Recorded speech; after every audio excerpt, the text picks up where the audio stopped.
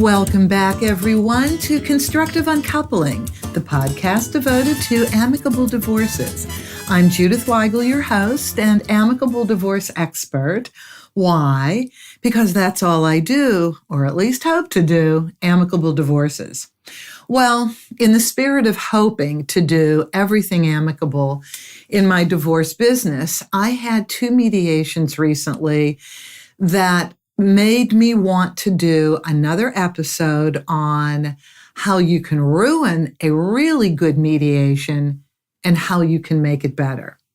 But we really can self-sabotage a mediation for a settlement agreement that could easily be dealt with between the couple without having to spend more money on attorneys. But sometimes it's just not possible. And there are reasons why. So I want to go through what you can do to ruin a good mediation and then how you can turn that around. How you can ruin a good mediation.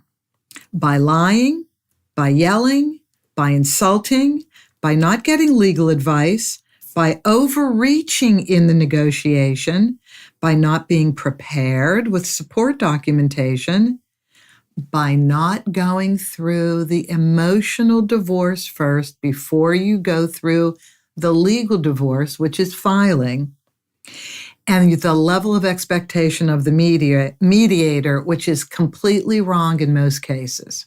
So let me run this down. In terms of lying doesn't get you anywhere but in an attorney's office or in a courtroom. Lying doesn't work. And people start out by lying sometimes. And I don't mean this makes you a horrible person, because it doesn't. But when people are fearful, when people go into protective mode, they start lying. They lie by either changing the facts and the sequence of events that led up to the divorce, or they lie by omission, by leaving out some very valuable information that you need in order to create a good settlement.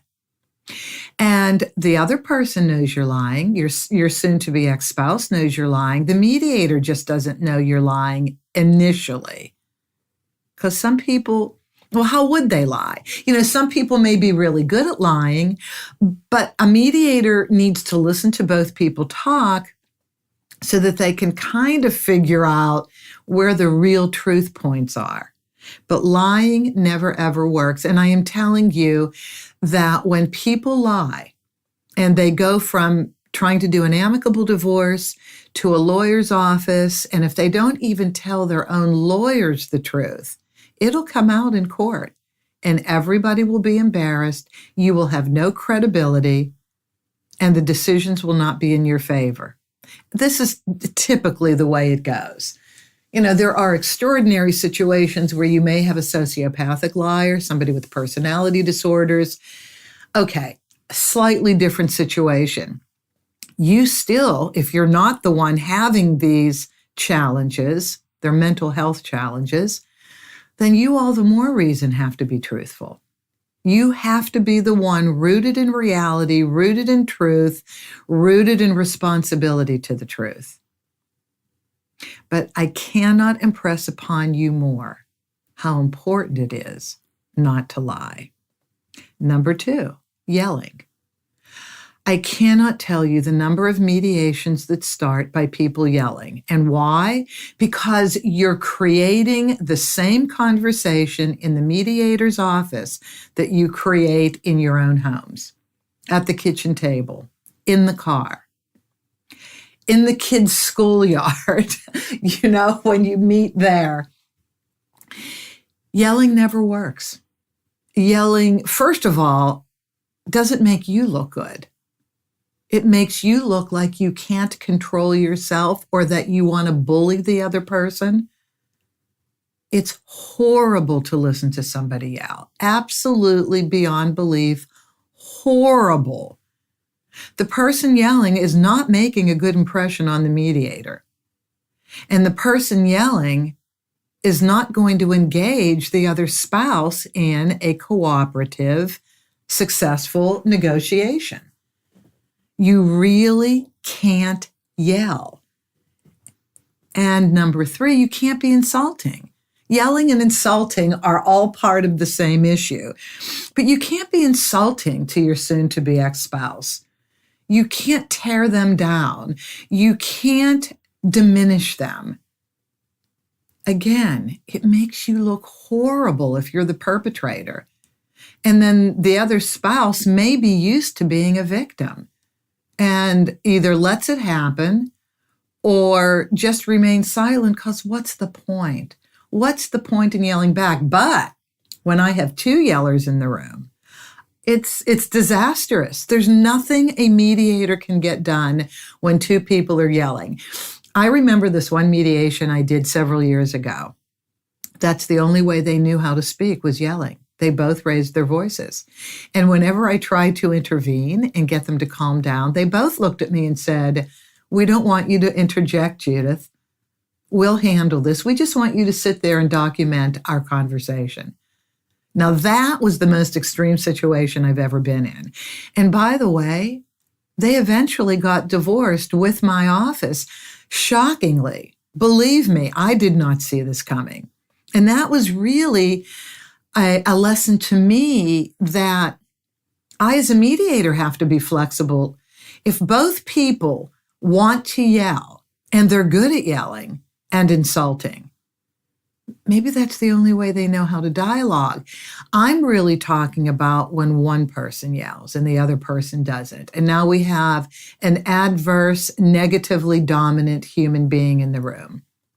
I can't do anything with that. The other party can't do anything with that. That's lawyer time, unless the other party can stop yelling and insulting. Number 4, not getting legal advice before the mediation. You absolutely, without a doubt, will never be successful in a mediation, especially if you have a lot of assets and debts to deal with and a co-parenting plan and child support and spousal support. If you don't get legal advice, you will spend quite a lot of time and money in mediation, and you might not get anywhere, or it just may take you a lot longer to get where you need to be. But legal advice is essential.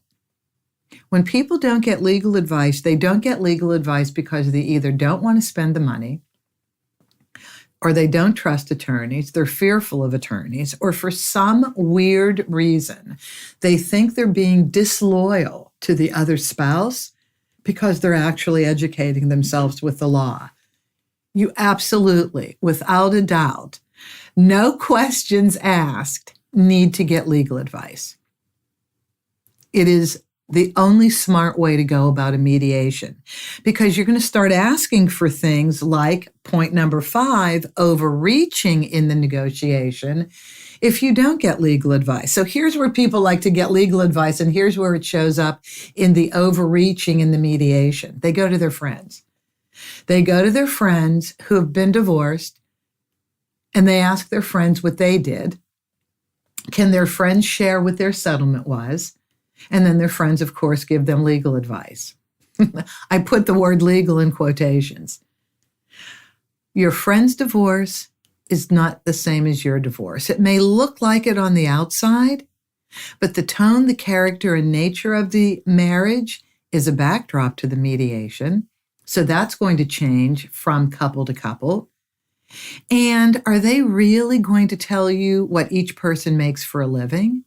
Are they really going to tell you about all the deductibles that go into the calculation of child and spousal support? I mean, there's a lot that they're not even going to know to tell you that's an essential part of how they got to their settlement. But I see people overreaching. Well, this is just what I want. Okay, that's great. But do you know how far outside the law you are? And as a mediator, we can go as far outside the law as you want, as long as the other person wants to go there with you. But if the other person doesn't want to go there with you, be willing to compromise.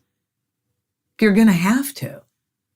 Or you're going to end up with attorneys or court, and the compromise is going to be given to you, and you're going to spend a lot more money, and you're going to be exhausted. But overreaching doesn't work. Now, You can ask for more than the law accommodates in your state if you can support it properly. We'll go into that with the remedies for a good mediation. Number 6, not being prepared with support documentation for the value of the assets and debts that you need to divide, or for the issues you see coming up in a co-parenting schedule. I do not hold mediations until people exchange their disclosure forms, and even then they don't bring them in. A lot of people do. I have to give my clients credit. A lot of people bring their disclosures in, but I have to tell you, a lot of people don't even open the disclosure forms up when I exchange them. And they'll say something like, was I supposed to? Yes, you're supposed to.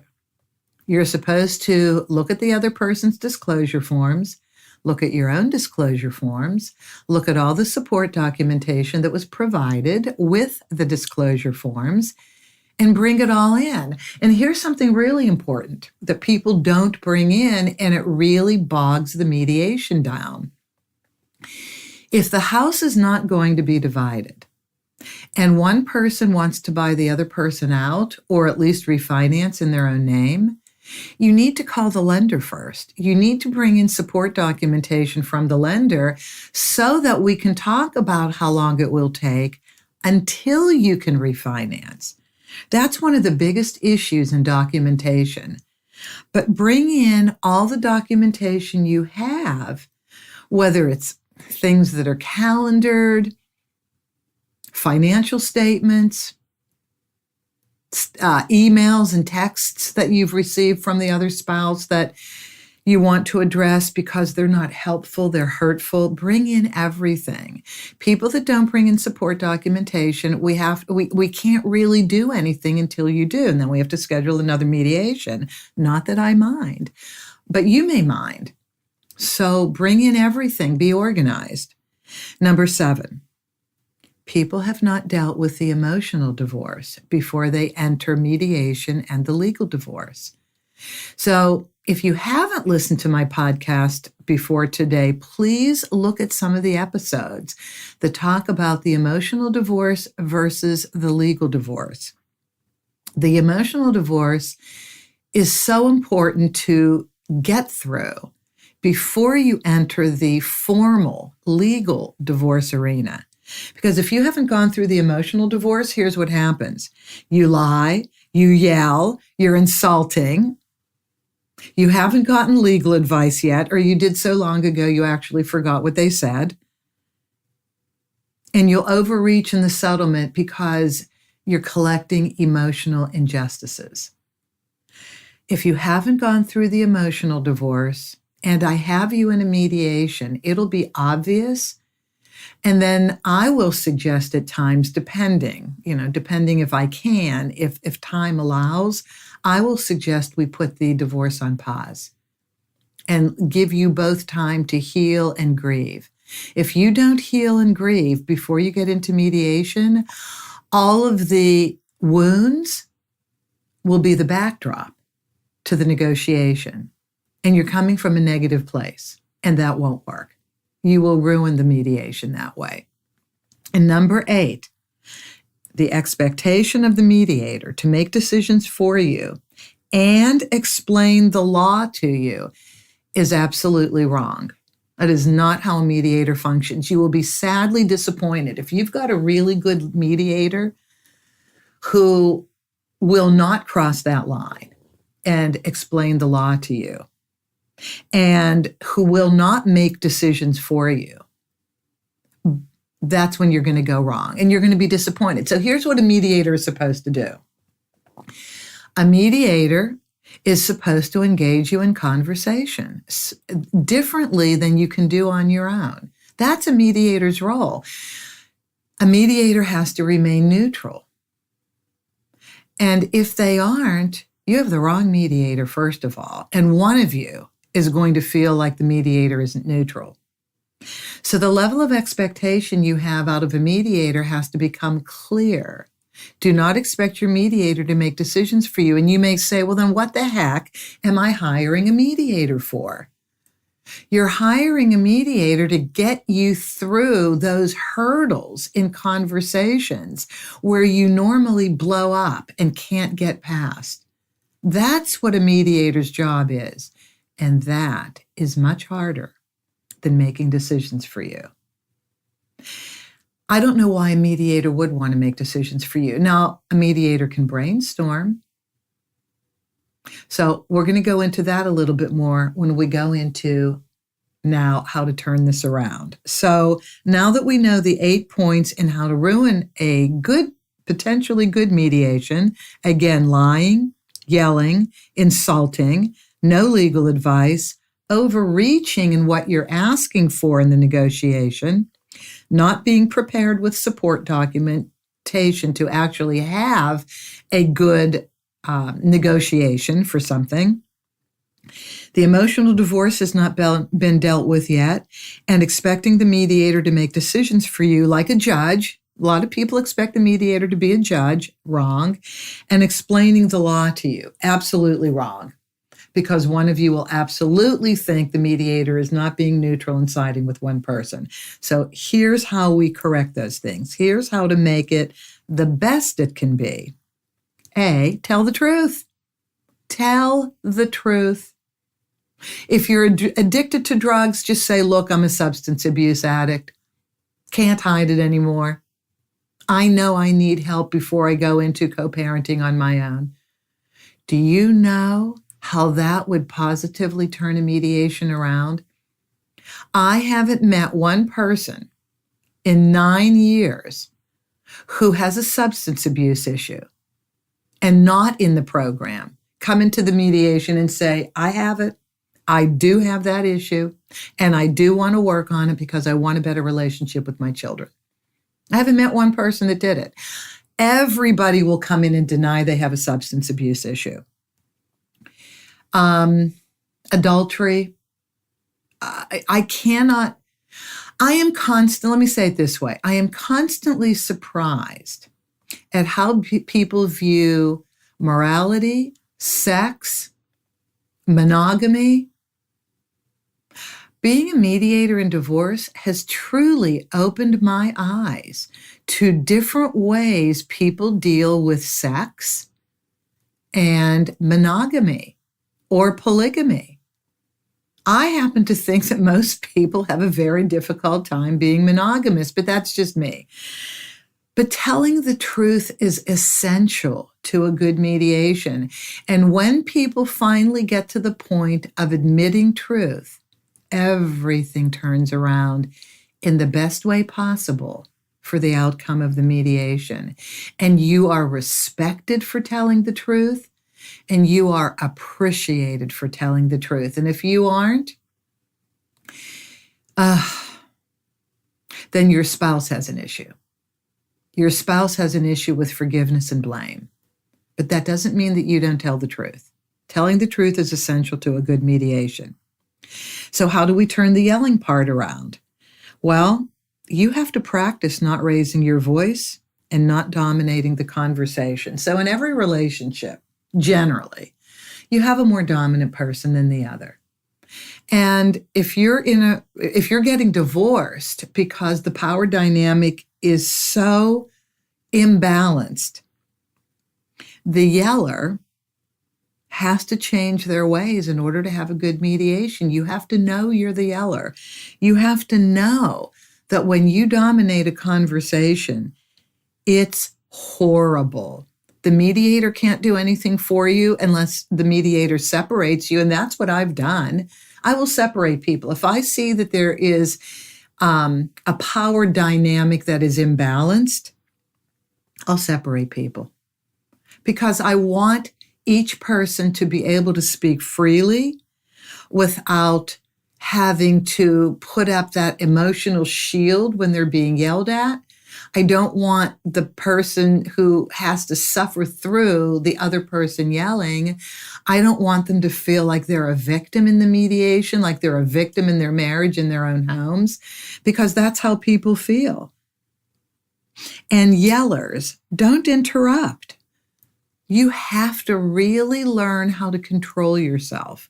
You are going to have an opportunity to speak. You really are. If you have a good mediator, they'll balance out the time for you.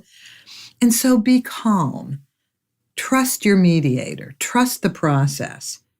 And if you can be calm, if you cannot raise your voice, if you cannot dominate the conversation, you really will have a very successful mediation.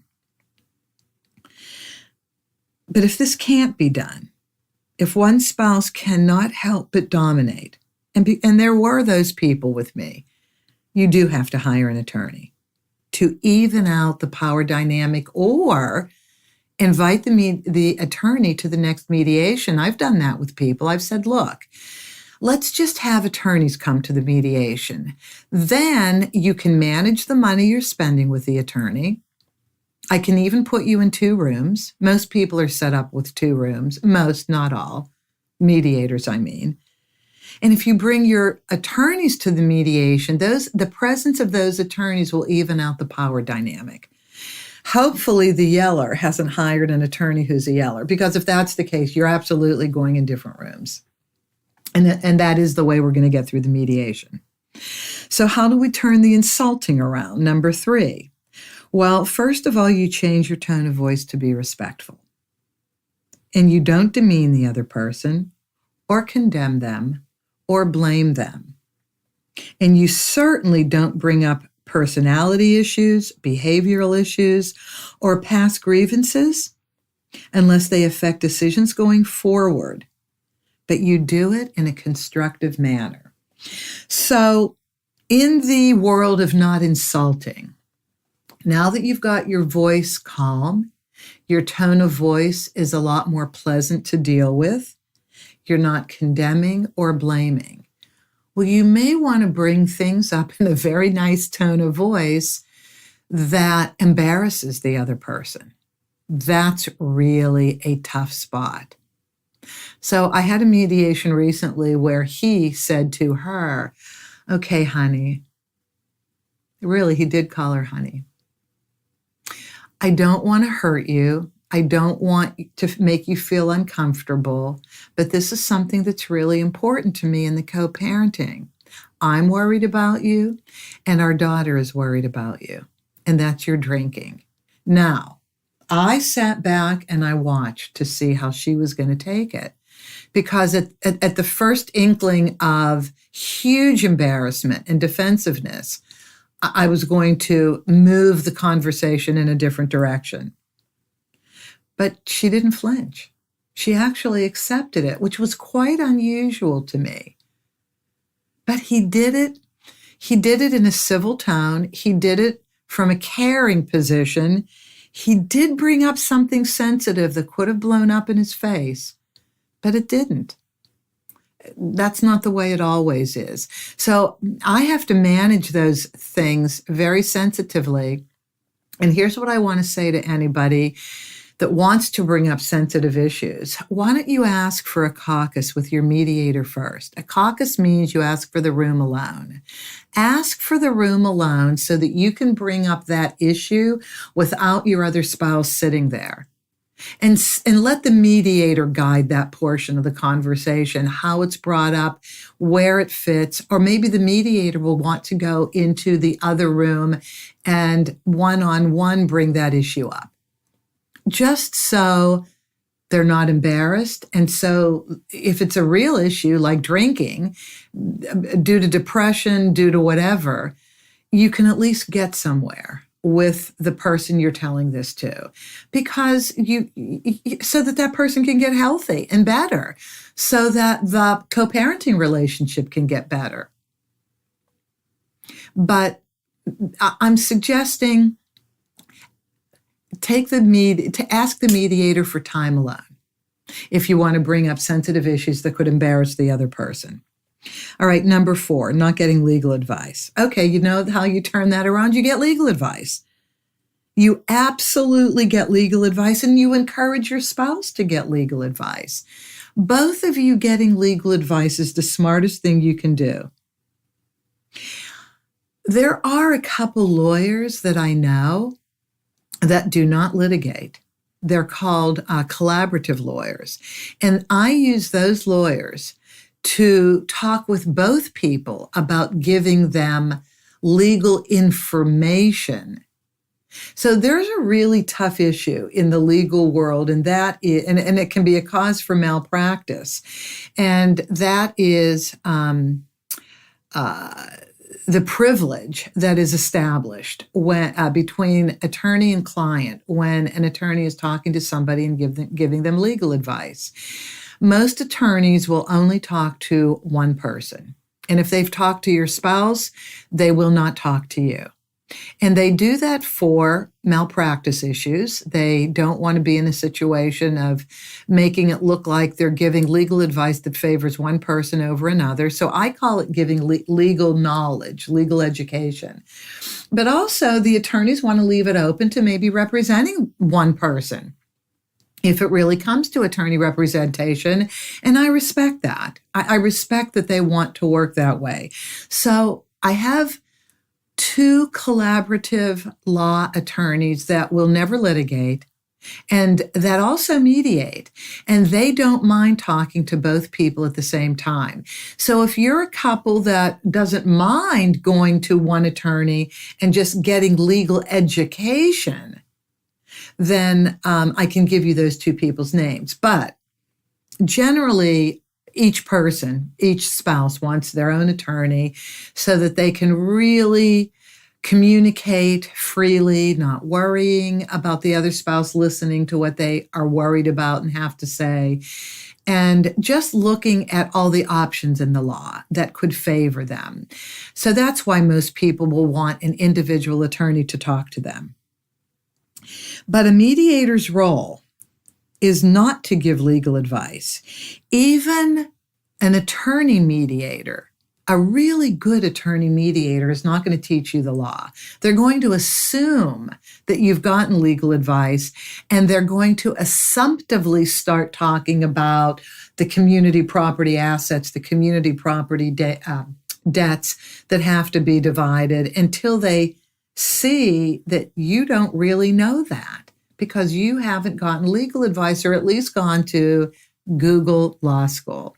So some people are graduates of Google Law School, and Google Law School is when you get all your legal advice on Google. Well, Google is a very interesting tool for learning the law in your state. It really is. And at least do that if you have zero money to go to an attorney. At least do that. Look up the law on Google, or go to the court website in your state that will discuss some portions of the law, if it does.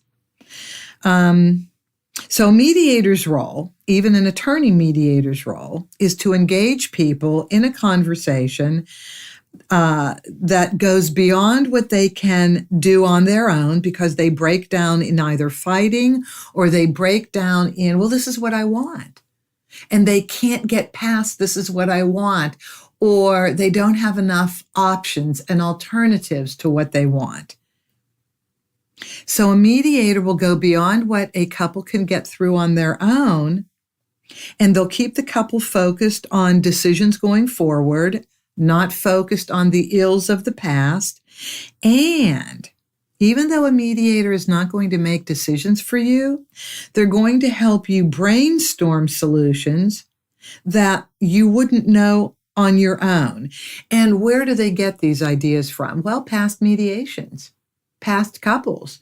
I find past decisions, especially the creative decisions that other couples have made in past mediations and settlements, I bring them into new mediations because those are other people's ideas on solution. Or if I came up with something really creative that is based on the challenges that the couple is looking at in their particular settlement. And so much of it has to do with the house. Believe me, the house is the hardest thing to move forward.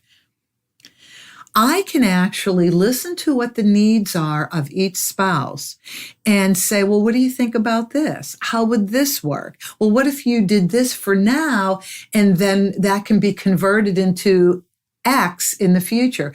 I mean, because I work with this on a daily basis, because other mediators work with couples on a daily basis, we can brainstorm with you. That doesn't mean we're forcing our ideas on you, by the way.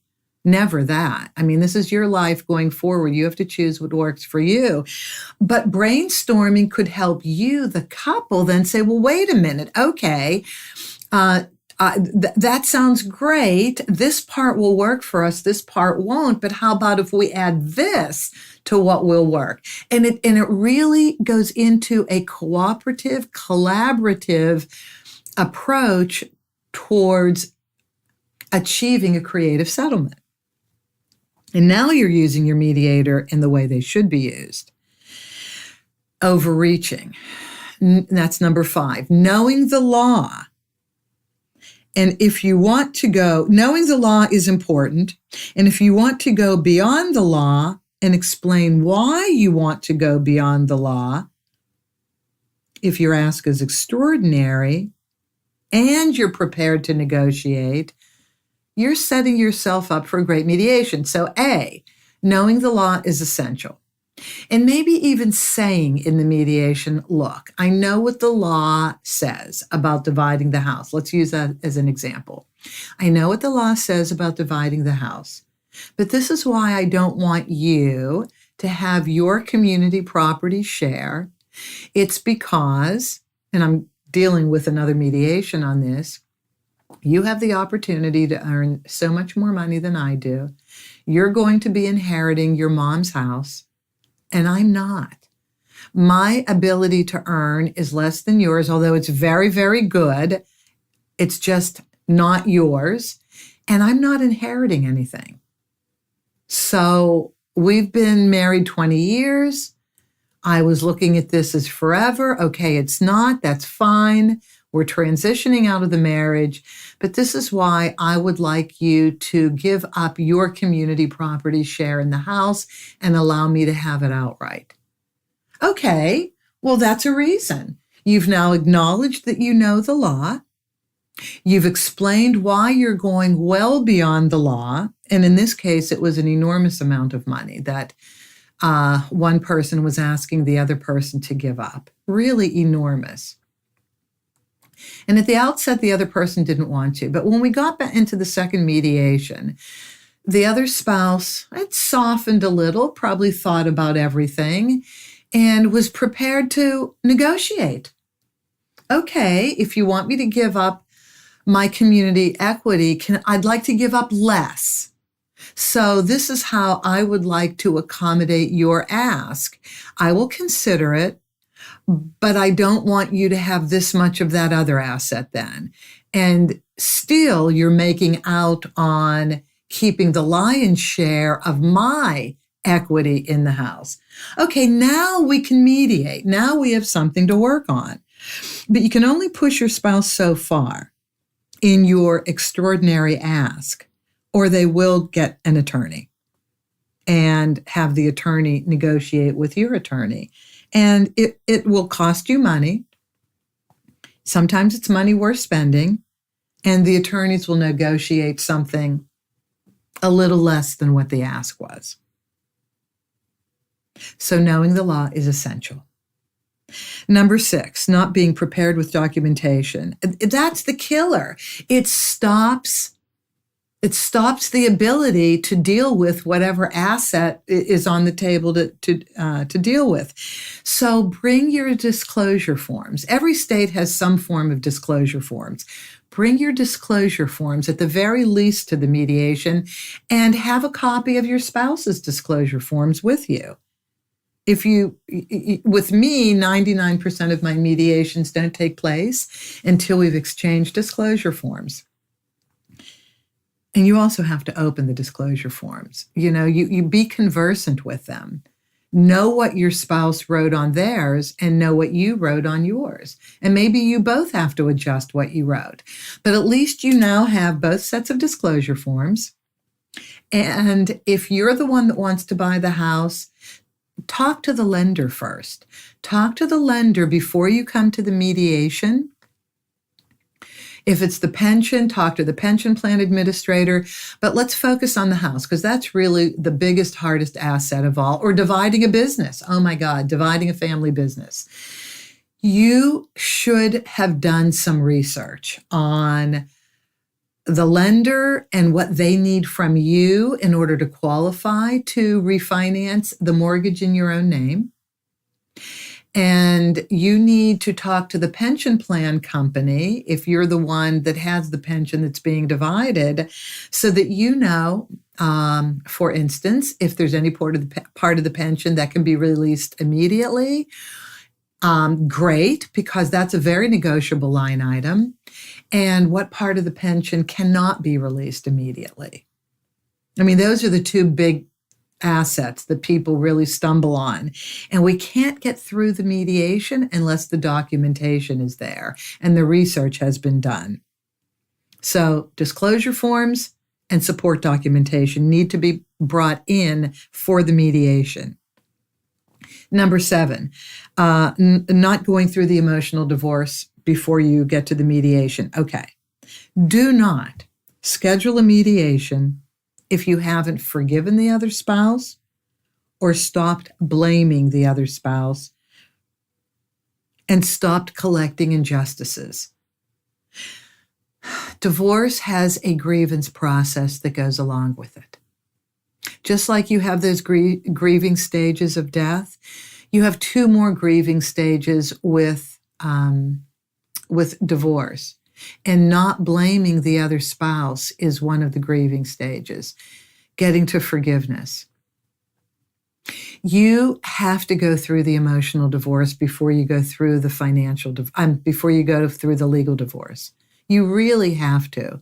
Because if you don't, you can't really mediate, or you won't make decisions well. You'll just say, okay, here, take this, take that. I don't care. I just want to be divorced.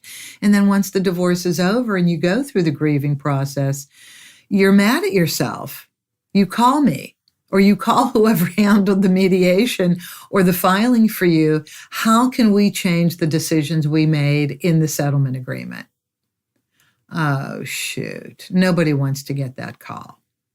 And so I want you to be aware of the emotional divorce and how important it is to go through those 7 stages of grief. Scroll back on my mediations and look for the 7 stages of grief. I have to do another podcast on them. It really does bear repeating. But you have to go through the emotional divorce. So when I see people in the mediations that are still raw, that are still blaming each other, insulting each other, yelling at each other, I just say, look, we need to put this on pause. Really and truly, you need to calm down. You need to realize that forgiveness and not blaming is so essential to getting through this divorce process. You need to do a little bit of healing first so that you can come to the table and without anger, without blame, you can negotiate. When you go into a divorce mediation, it's kind of like a business negotiation, but only harder, much, much harder, because you're talking about your lives are changing. You're talking about something you thought was going to be forever, and it's not. You're talking about the most delicate conversations and negotiations you are ever going to have, because it hits at the heart of you.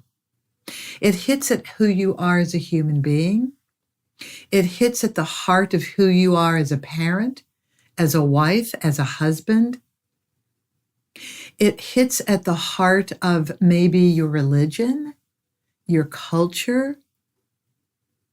It hits at the heart of your relationships going forward, your friendships, your family relationships, and your relationships with your children.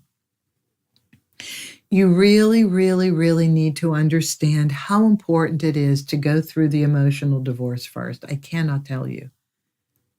And I hope that I've impressed upon this so much so, because I have a couple that's going to be doing an exit interview for me coming up. They totally went through the emotional divorce. And I've had several couples like that. And first of all, it's an absolute pleasure to work with them and do their divorce. It allows me to do my best work. It allows me to engage in positive conversations with them. And I kind of have that too. I mean, I want to enjoy what I do. I want to know that when you ask me questions and when I can help you think through things, it's really going to be beneficial, and you're coming to the negotiation with an open mind. And I can tell. It's so obvious when people have gone through the emotional divorce, and they're going to talk about all the challenges they had. It was tough for them too, and significant others were in the picture, but they did the hard work. And now they're making their decisions in the healthiest way possible. And lastly, expectations of the mediator. Understanding, first of all, that your mediator is not the referee of an argument. So this goes back to the yelling and the insulting. We are not there to stop you from arguing and yelling. In fact, it's so hard to know what to do as a mediator. It's hard to know how much of this you need to let happen. Is this just a short little burst, or is this normally the way the person is going to talk?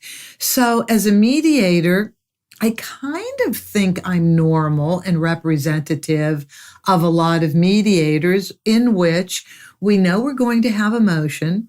We know somebody's going to cry. Generally, somebody cries.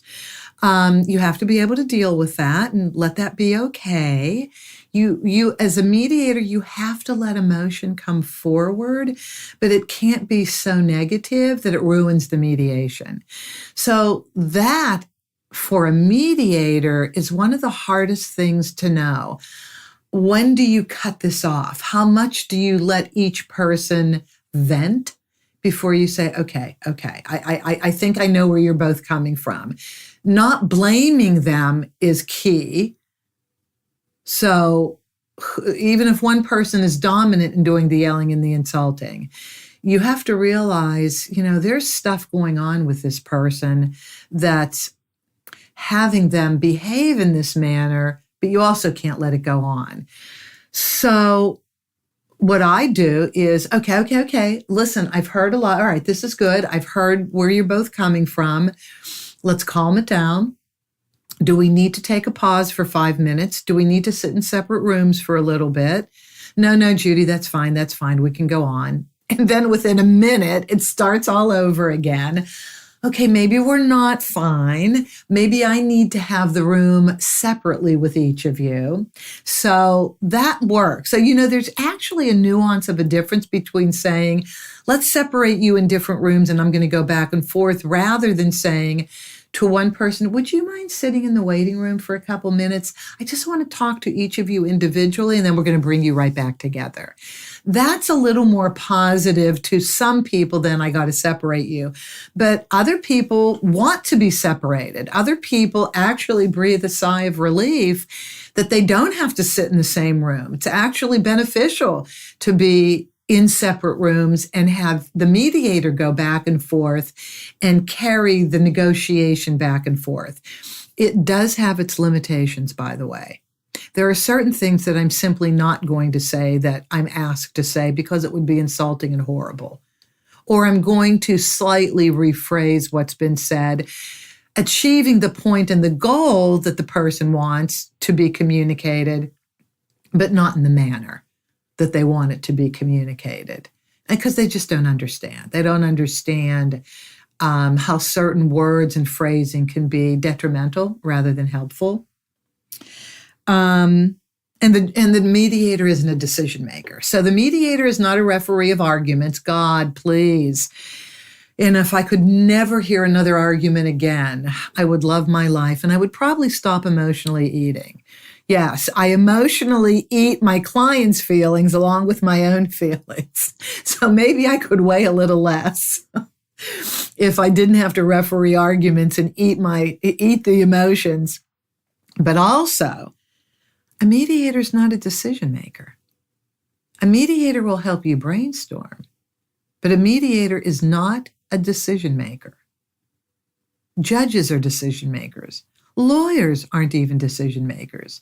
Lawyers need you to make the decisions that they will carry to the other attorney if you have to have full-out legal representation for both of you. Yeah, they're not going to even make the decisions for you. So don't expect it, but expect brainstorming. So why do we hire a mediator? Okay, you hire a mediator to stop you from arguing, although we don't want to do the referee part, but you need a mediator to get you through conversations in a more productive way than you can do on your own. And you need a mediator to help you brainstorm. Third, you need a mediator to help you with the logistics of the decisions that you make.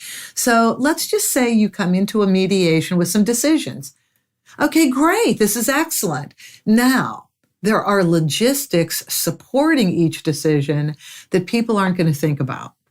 And so the mediator's role, and let's just use the house again for an example. Okay, we've both decided that she is going to keep the house, and I'm not going to give up my pension. That's a really familiar trade-off. Okay, that's great. So is the mortgage in both of your names? Yes. So when are you going to be able to refinance to get your soon-to-be ex's name off the mortgage? Well, I don't know. Do I have to do that now? Yes, because we have to write that into the settlement agreement. Oh, well, what do I do? Well, you call your lending company. And now that we've negotiated child support and spousal support, along with what you make for a living, you're going to give that information to your lender and see if you qualify to refinance. That's a very, very typical situation. So a mediator can be helpful to you in laying out the logistics of what you still have to do in order to make that deal point work. Or child support. Okay, so you've come to a decision on child support. Great. So how is it going to be given? Is it going to be an automatic transfer of money from one account to another? Is it going to be Venmo'd? And what account to what account? On what day? So there's a lot of logistics to everything. And that's how a mediator can be helpful. But absolutely do not expect a mediator to make decisions for you or to teach you the law. It just won't happen like that.